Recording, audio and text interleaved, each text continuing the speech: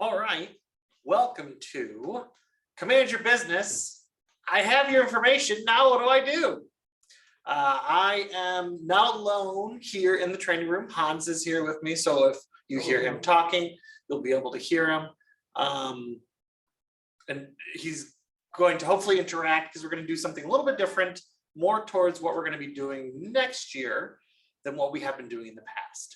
So it's going to be kind of more of a coaching and then a how-to. So my first question to you, Hans, is where do you get people's contact information? How do you do it? What do you do to get it? Strong arming. Strong arming. Yes. Coercing. Wallets and pulling out cards. There we go. Through networking, getting to know people. Okay.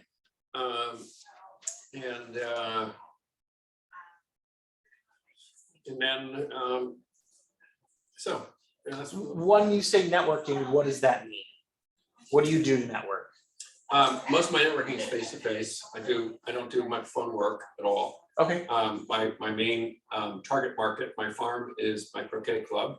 Okay, We have good. 300 members, and we just had a tournament this week. We hold 6 or 8 of them every year, where we have about 40 to 60 people coming in from out of town. Nice. A lot of those people are potential movers into the area. Okay, great. Yeah. So okay, so really I work geographic area Okay. with that one. Yeah, that's perfect. We want you to be able to have a farm because that's one of the most powerful things you do. So you focus in on one area when you're farming, and that's your croquet club. So you have your, I'm assuming you have like maybe a member directory or something along those lines. Yeah. And then you have socials, you have the tournaments, things like that to get together. So a lot of face-to-face interactions, a lot of chances to get to know people and Yeah, build those every day, relationships. all day long, there's different scheduled activities. I through there, multiple times every day. Great. So, and that allows you to build a relationship, which is key, because real estate is really about the relationships. If we wanted to work with robots, Zillow would still be selling houses, huh? Yeah. So we are going to be talking about what do we do now that you got, let's say 50 people's information. All it is maybe they give you business cards. We're going to pretend to that. What would be your next step? I'm going to close the doors because I can hear Lacey barking. See, one second. They've given you business cards. What do you do now? Yeah, put it into command, of course. You do put it into command. That's true. But what if you didn't use command? What if you used Excel? Yeah, so you want to track the information Okay. and document down what you've discussed and where you are in the process and what their interests are. I mean, get as much information as you can, document it down. Yes. And what the next steps are. Right. Absolutely. It is going to be, we're having that information at hand, easily accessible when we have that information. Otherwise, you're going to be like a sticky note person and be like, well, where did I put it? I lost it. And this is someone who said they want to move down here. This is someone that said they possibly want to sell. So we do want to put it someplace that we can have it. So I'm going to show you inside of command right now where we're going to put that information. So I'm going to move the Hey, camera. Debbie, Hi, Debbie. we can't hear you. Okay, hello. There we go. So we're going to go ahead and we're going to go into command. I'm going to share my screen. There we go. And I'm going to, hold on, hide the video panel. There we go. I'm inside of command, which is at agent.kw.com. This is my home screen. And since we just got somebody's information, we're going to put it into our system, into command, so we can easily access that information. We're going to market to those people. We're going to end up putting them in transactions and opportunities. So we need to go into our heart or our lifeblood of our business into our database. So that's going to be inside of contacts, which is this little person here.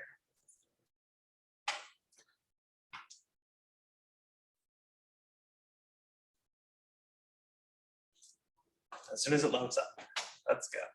Come on, there we go. So you can see that I do have contacts listed in here, and these are people that I can all send. At this time, I could select, I have 382 people in here.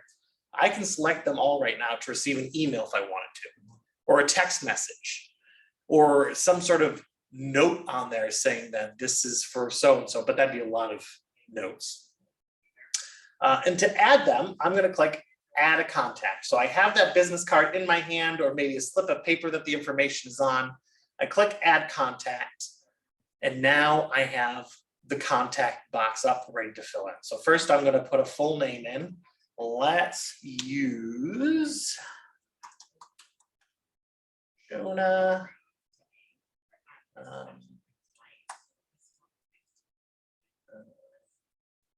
Jonah Bind. Jonah, if they are married or they have a relationship, maybe maybe you went to an event and the whole family was there and they all gave you business cards. So let's say Jonah's sister also is someone we're adding. So I'm going to click add a relationship. We're going to call this Sarah Vine. So Sarah is Jonah's sister. She also gave you a contact card or her business card, but she's not in our system yet. So it's going to show up as no options, but I'm going to click add. And as soon as I click add, it creates a contact card for Sarah that is going to be connected to Jonah. And I can add more relationships lower. This is just one right now. It says it's a spouse right now. I should have changed it to sister, and that's my fault. I can. What would you use this field for? So that's a good question. When we are marketing, each person has their own sphere of influence. So you have a different sphere than your wife. So like, you know me, you can market to me, you can market to other people in the office, but your wife doesn't know me. So she would have whoever her work friends are, or work relationships, that's her sphere. But you also have a commingled sphere as well. Those are going to be people that you can market to. Sorry, I'm in like 4 dimensions in my head right now thinking about this. No problem. So it's, each person has their own specific. But you've got to establish all of those in order to be able to. Yes, use yeah. that. So That's if you are connecting them. It's not critical that they're. Yes, Can you link them later? you can. Yep. Okay. Cool. You can add them in, and they, oh yeah, they're related, and it's usually through familial relations. Cool. So like here we have spouse, father, mother, son, daughter, brother, so on and so forth, all the way down, like they have step kids and other. Everything that qualifies for healthcare. Yes. So we added that in there. I accidentally, okay, we're gonna pretend that Sarah's his wife instead. It's much easier now because I accidentally opened it as spouse. So she's off in there. I'm gonna add her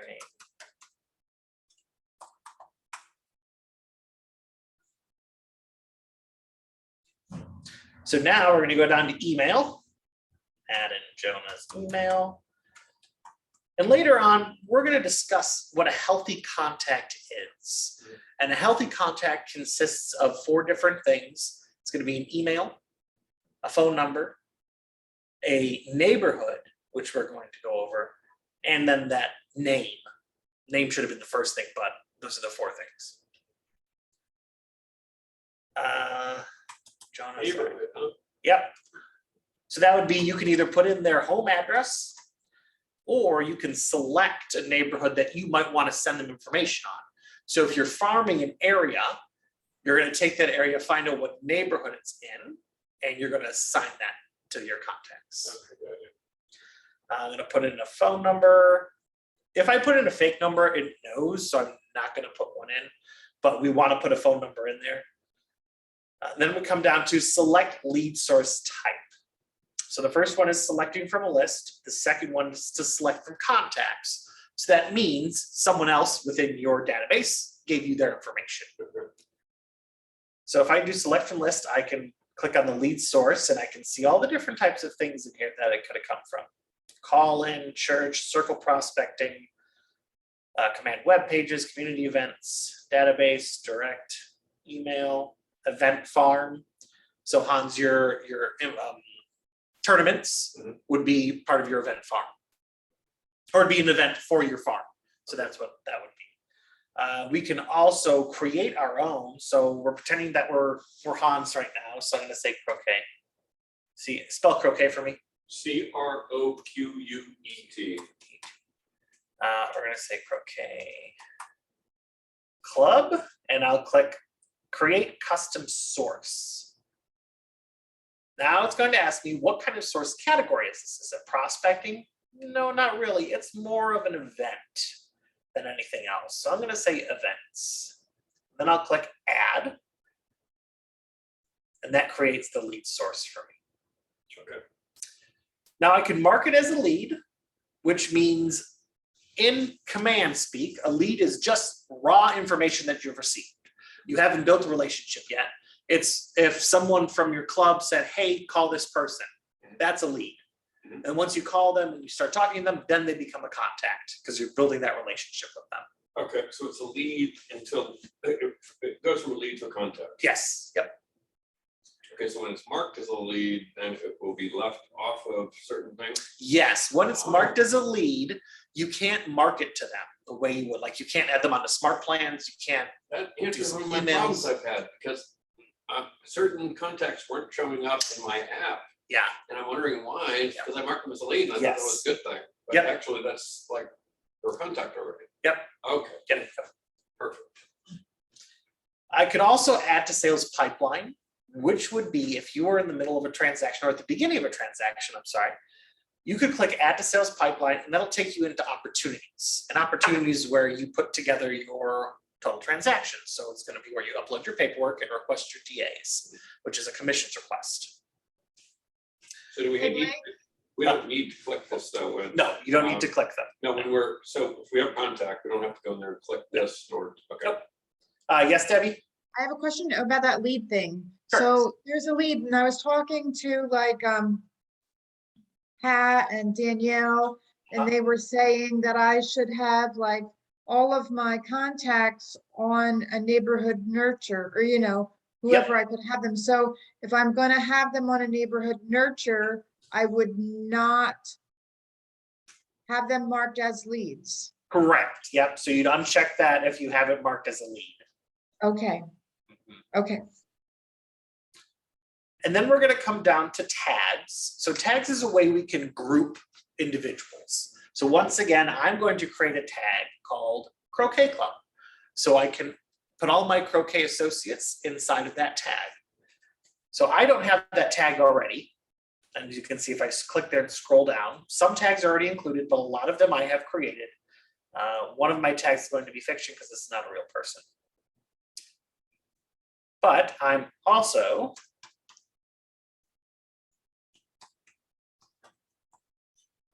going to create a custom tag by typing something in here that I will group together.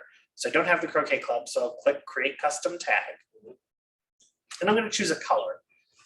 I feel like purple is a good color for Croquet Club. Then I'll click Add.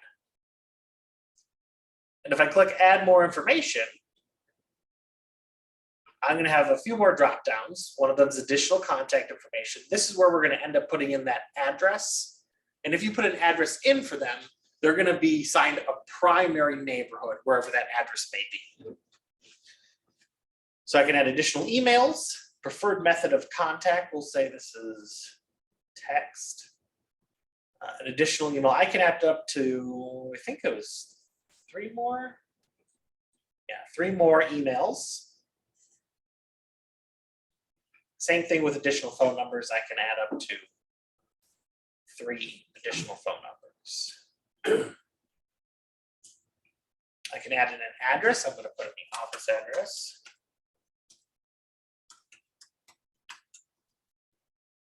So as I typed it in, I'm getting addresses popping up. This is pulling from Google Maps, and you can select directly from here, and it's going to help associate that inside for your neighborhood. I'm going to say this is primary address is the same as mailing address, and then I can also add social media profiles in here. If I click About, it's going to give me, I can put their legal name in here, so I know when they're signing contracts, this should be my legal name. A lot of people do go by a middle name or a nickname. So if you have them by the nickname or middle name in your database, you need to have their legal name in here so you know that John Smith is actually Phil John Smith, and you should have the legal name. This doesn't go over to DocuSign. This one does not. Okay. The, whatever you enter them in as your contact will go over. Okay, So I would actually just enter them in as their legal name, then maybe in quotes, someplace you can have what they're actually called by or in your notes. I thought about that. The only thing that I was concerned about though was then if I'm doing marketing and they automatically inserts the first name and that's gonna be their formal name as opposed to that. We can, inside of DocuSign, we can put the right name in there without going forward too far and Yeah, screwing up any that's documents. what So I yeah, was that's thinking. possible, That yeah. seems easier just to do that. And yeah, and we can do that. Than trying to correct it on the marketing side, which. I'm Yes, doing a lot of that's that. true. You're right. Yep. So you're true. That's very I don't right. mind spending 5 extra minutes correcting it on a contract, writing a contract, you know. Very true. Yep. You're going to be marketing more often than you are contracting. So you're right. Yep. So put the name that they go by inside of your contacts, and then make sure the legal name is in here. Yeah, that's good. Description could be a description about anything. Maybe how you met them. Maybe what you have in common. Maybe what kind of house they have. You're can add their birthday, and you're going to want their birthday if you want to put them on a birthday smart plan, which is a automated marketing system to remind you to wish them a happy birthday. So I'm gonna put a birthday in. Oh, yeah. Let's say May 6th.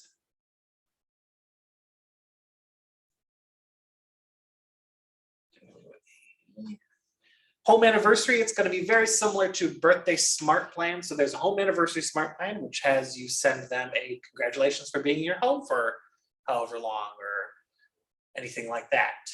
So these are not required to go in there at all. And this is relationships box is where we can add more relationships from the one at the very beginning. So I could add more if I wanted to. Oops. Relationship. I could add in company name, and they already have companies listed in here. I don't know why Apple is in here, but let's say they don't work for any of these companies listed. I'm going to just type it in.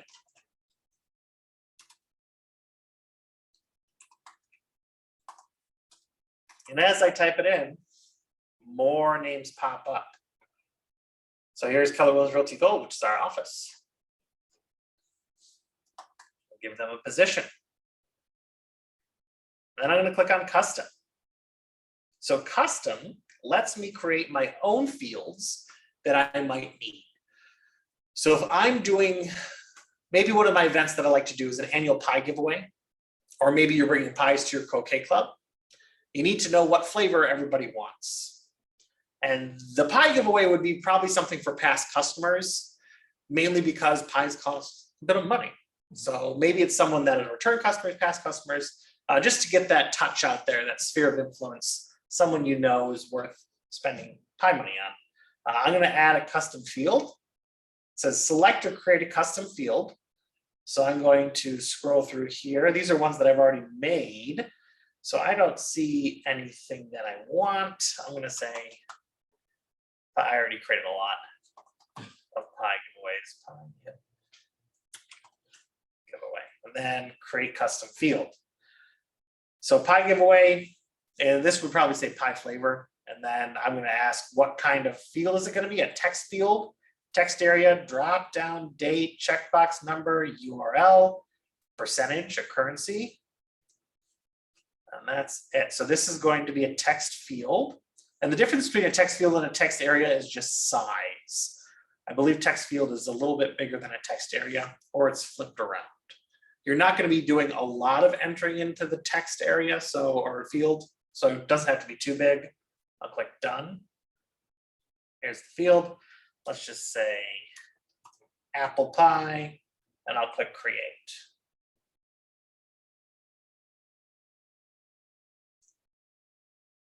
So now that I've created that person, I'm going to go search for them. Maybe. Yeah. There we are, Jonah Bine. I can see that first I have my phone numbers, email, tag, stage. I can rearrange these if I want to. I'll come back to that. But I'm going to go into the contact card by clicking their name. We're going to see that my contact is 76% healthy. You can see that by this green bar.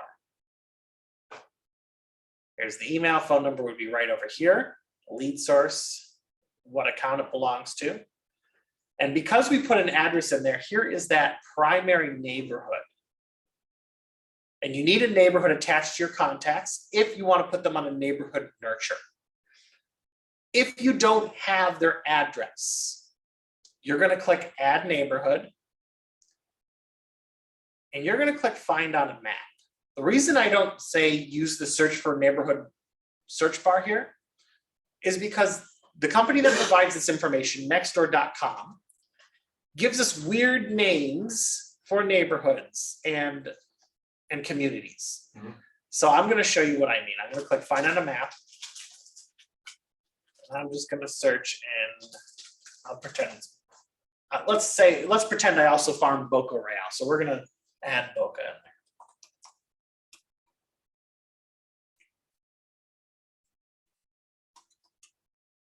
Boca Real Boulevard. So I put in an address or an area and it popped up, and I'm going to start zooming in. And these little green boxes that pop up are neighborhoods. So we'll see as we hover over, this neighborhood is called Englewood Road. This neighborhood is National Boulevard. This one is Island Walk at the West Villages.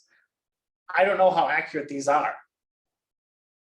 This one, it has a weird green line. I'm not sure what this line means, but it's inside of the data that Nextdoor has provided us. So it's always easier to use the map than actually entering things in. So I'm going to say Boca.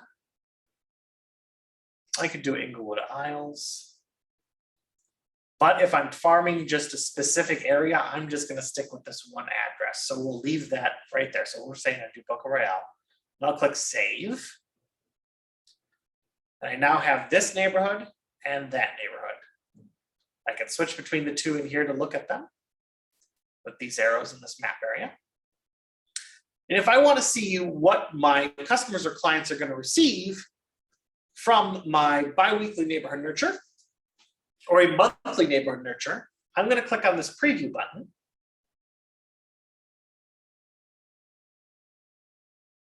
And I can see what my customers are going to see. This is nice. So if it was just Boca Royale that I was doing, pulls up the Boca Royale neighborhood, shows me what's for sale. I can go up to neighborhood stats at the top.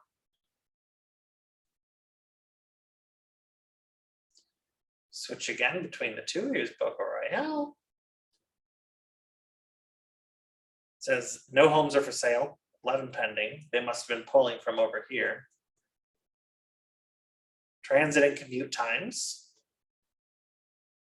Nearby schools. Places that have been reviewed on Yelp. And then 12 homes for sale within the area. So this is, I don't know where these are if they're not in Boca Royale. Hey, Blake, Yes? I think those are in Boca Royale, these other Okay. ones, these Grand Parks, so that's kind of weird, right? Yeah, if that they is weird. are- That's not showing anything. Right, if they are for sale, then why didn't it say 12 homes for sale up Oh, in the, you know what? It looks like it might just be a glitch right now because I'm getting a couple that have NA in all okay, the neighborhoods down here. So okay, yeah, so yeah. that's weird, and also this is weird too, and I've noticed this in a different place I was looking, something related to the MLS. If you go down to schools, for Uh-huh. this area, it says Venice Middle, Venice High School, and Taylor Ranch. Mhm. And they're 5 minutes from me. And I don't think that is correct. I think it's Oh. it's Englewood Elementary, and it's, Yeah. you know what I mean? Yeah. It I says don't- this info is provided by a third party and subject to change. Okay, Whenever we're talking with our customer or client, they are the ones that need to verify and Okay. search for the school districts, just to keep ourselves out of liability. Because realtors have gotten in trouble saying, oh yeah, it's in this school district. But we can provide them with like the information to get to the web pages. okay, But they have to do the work to verify it, okay. just to keep us out of hot water. Can we kind of tell them this is what that says, but double check it? Yes, know? yeah, we can, yep. Just because, you know, that might be wrong. Yeah, and Yeah. yeah, you could even, it even has the disclaimer, this info is provided by third party and subject to change. Please Okay. check with applicable school district, so they'll need to check it. Okay. Yeah, because this is, yeah, the Englewood I feel is a lot. Sarasota, it's Sarasota County. Yeah, oh, you know what, that's probably why it's doing it, because it is Sarasota County and they're pulling it. But I I'm in don't know. Sarasota, but I'm in Sarasota County too, Uh-huh, but I would be Englewood Elementary. I would still be the Englewood, it's so weird because I would still be the Englewood schools. I would still be Englewood Elementary and whatever, the LA Anger and, gotcha. We are in an odd area, because we are in between two different counties. right, Yeah, definitely have them check it because of that. okay, Okay, so that's what they would see. And now we have their information plugged into Command. We want to add them onto a bi-weekly neighborhood nurture or a monthly neighborhood nurture. And that is going to go, you're going to go into Smart Plans, or you can do it directly from their contact card. If you want to do it in through the contact card, you'll come over here. You'll see that there's the timeline. So this is the activity for this contact. Opportunities, which is what opportunities they are involved in. Smart Plans, which what we're going to come back to. Tasks, so any tasks involved with this contact. Notes, and then saved searches, which is connected to your app or your website. So back on the Smart Plans. Hold on a second. Sure. Let's see, okay, so we're back, okay, now you're back on Smart Button, I got it. So if I click Add to Smart Plan, it's going to pull up all the Smart Plans that I have. It's going to ask me which one do I want to add them to. So I'm going to scroll through and I'm going to go to my bi-weekly neighborhood nurture right here, and I click Select to add to Smart Plan. When I do that, it's going to ask me, do I want to start now or do I want to start it on the following date?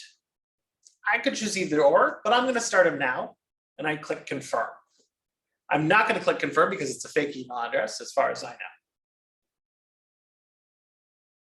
And I can add them to multiple Smart Plans if I would like to. When they're added onto a Smart Plan, I'll show you what it looks like.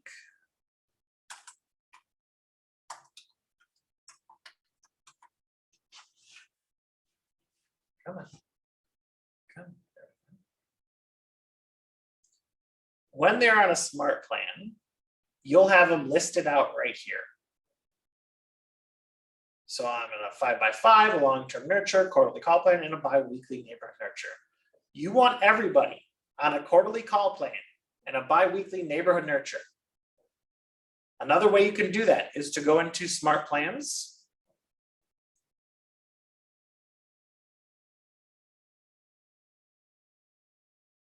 Go to the Smart Plans that you want, so the bi-weekly neighborhood nurture. I'm going to scroll over to the right. There's an Add Contact button. I click on that. It's going to ask me to search for the person. Click on it. Add to Smart Plan. It's going to ask me the same questions, start now or later, and then confirm it. Then I'm going to go to bi-weekly neighbor or the quarterly call plan. Which, oh, no.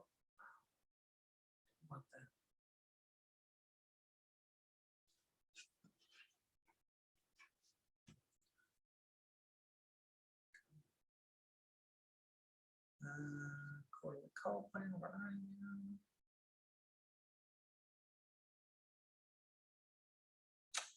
Oh, let's check on the other page. Oh, here we go. And quarterly call plan. So I'm going to add them, add contact. He might not show up because I don't have a phone number for him. If you don't have information that the Smart Plan needs to work, it's not going to show up as a person I can select. So, but if I wanted to add Adrian, and click Add to Smart Plan, start now, confirm. It's going to give me the steps for the Smart Plan in here, and I will click Confirm. Now, when you are using the quarterly call plan, please be sure to check the do not call list. If they are on the list, you should not be calling them. And we have access to that inside of the day room. And we also have access that you can go on your own. I can send you the information to get to that list. Hey, Blake, Yes. but if they're already if they're in our sphere or something like that, If, Then- yes, if they are in your sphere and you have a relationship with them, it's okay. okay, or if they were a past client or somebody that is okay. that reached out or Mm. something, right? Yes, Then- that's okay. Yep. Okay, and then that quarterly call plan, how will we get the reminder to That's a call good them? question. So when the quarterly call plan, when it comes up, it's gonna actually show up right on your home screen, wherever your tasks may be. So if I moved my tasks up front, and I can move this around by clicking customize home. And I drag tasks to the top. To drag, I just click and hold and I move them around. I like my tasks and my leads right up front. And I'll click apply. And that moves them up here. So here it is. It says quarterly call plan with Blake with bold. Okay, And then it says past due. When I Okay. complete it, I click the check mark. okay, Left voicemail, complete task. See, I just added Adrian onto the quarterly call plan. It's due tomorrow. okay, thank you. All right, so those two things are what you should be doing with contact info when it comes to you. You put them into your database and you put them on some smart plans. The quarterly call plan and the biweekly neighborhood nurture plan. If you don't want to email them every 2 weeks with the biweekly, you can also do a monthly neighborhood nurture, which is only once a month. Any questions?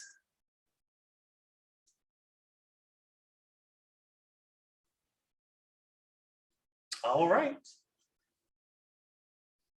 Well, that is it for us. Okay, Thanks for joining in, and we'll Thanks, see you guys Blake. later. see you later. Hi, Debbie. Bye-bye, Hans.